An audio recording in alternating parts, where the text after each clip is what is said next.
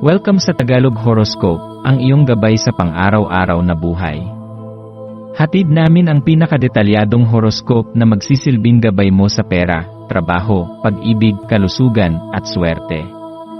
Naway magtagumpay sa buhay ang lahat ng ating tagapakinig at subscribers sa buong mundo. Maraming salamat sa pag-subscribe at tanggapin ang siksik, liglig, at umaapaw na biyayang hatid ng Tagalog Horoscope. Ito ang iyong pang-araw-araw na horoscope para sa Virgo para sa Abril 6, 2025.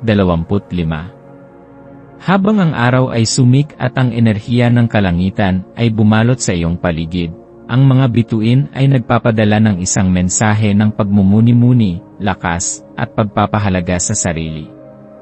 Sa araw na ito, Virgo, ang iyong emosyonal na mundo ay magaan ngunit puno ng makapangyarihang enerhiya. Ang liwanag ng buwan sa Leo ay nag-aanyaya sa iyo na pahalagahan ang iyong mga damdamin at bigyan ng puwang ang iyong puso upang magpatawad, magbigay, at magpasalamat sa lahat ng bagay na mayroon ka.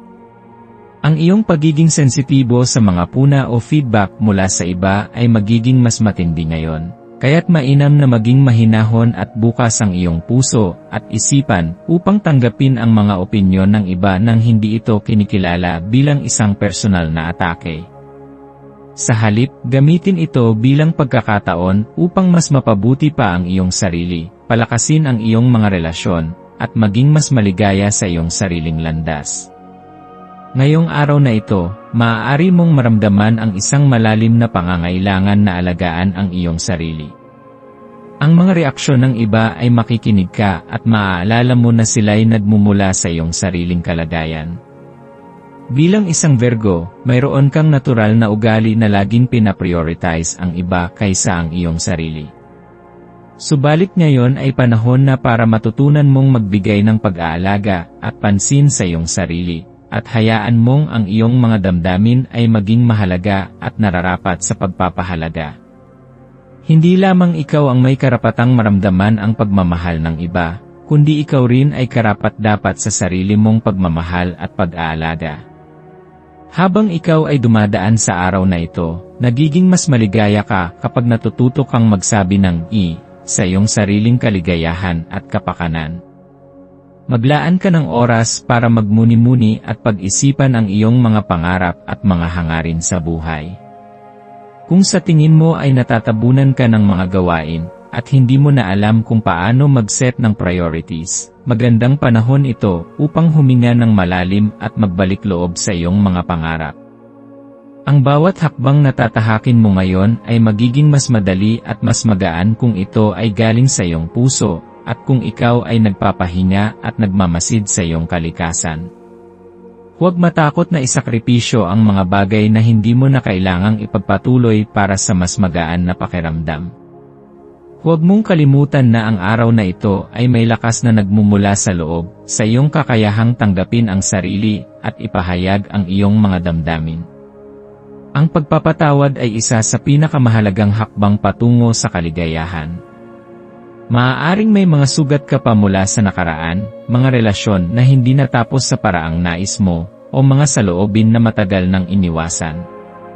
Ngunit ngayon, binibigyan ka ng pagkakataon ng mga bituin na pagalingin ang iyong sarili mula sa mga sakit na iyon at magpatuloy na may mas bukas na puso. Ang pagpapatawad ay hindi nangangahulugan ng paglimos o pagpapalampas sa mga pagkakamali ng iba, kundi isang pagpili na magpatawad at magbigay ng pag-asang muling magsimula. Hindi mo kailangang bitawan ang lahat, ngunit sa pagpapatawad, pinapadali mo ang iyong paggalaw patungo sa mas maliwanag na kinabukasan. Habang ikaw ay lumalakad sa landas ng pag-unawa at pagpapatawad, magbigay pansin sa kung ano ang nakapaligid sa iyo. Ang iyong pamilya, mga kaibigan, at ang mga taong iyong pinapahalagahan, ay may malaking papel sa iyong kasalukuyang emosyonal na kalagayan. Subukan mong maglaan ng oras upang makipag-ugnayan sa kanila, magbigay ng mga salita ng pagpapahalaga, at ipadama ang iyong pasasalamat.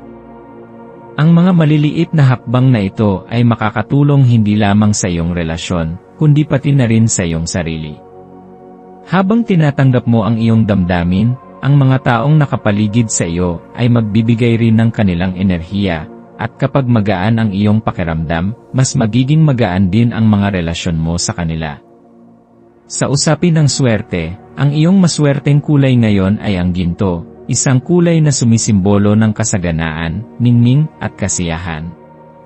Kung kaya't subukan mong magsuot ng ginto o anumang kulay na kumikinang, tulad ng dilaw, upang magdala ng positibong enerhiya sa iyong buhay.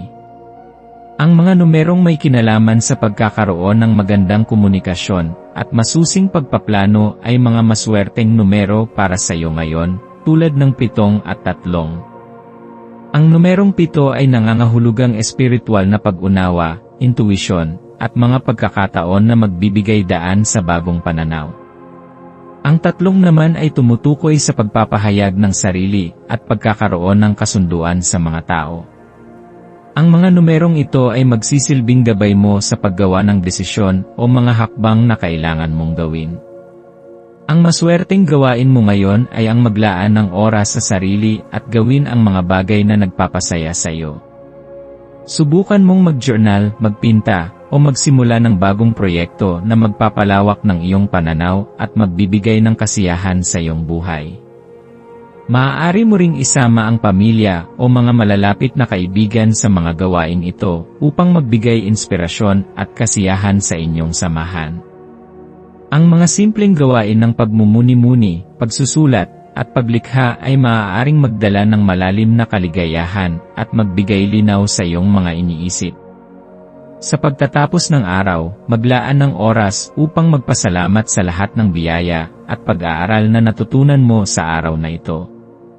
Ang iyong emosyonal na kalagayan ay hindi palaging madali, ngunit ito ay isang mahalagang bahagi ng iyong paglalakbay.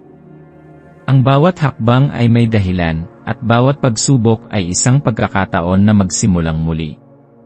Sa tuwing ikaw ay dumadaan sa mga pagsubok, tandaan na ikaw ay may lakas at kakayahang magpatuloy at makamtan ang iyong mga layunin. Ang mga bituin ay patuloy na nag-aalay ng gabay sa iyo, at sa pamamagitan ng pagtanggap ng mga ito, natututo kang maging mas maligaya at magaan sa iyong sarili at sa mga tao sa iyong paligid. Ngayong araw, ipagdiwang ang iyong mga damdamin, ang iyong pagkatao, at ang lahat ng mga aspeto ng iyong buhay. Ang pagmamahal sa sarili ay hindi lamang isang aksyon, kundi isang proseso na nagdadala ng kapayapaan at kasiyahan sa iyong puso.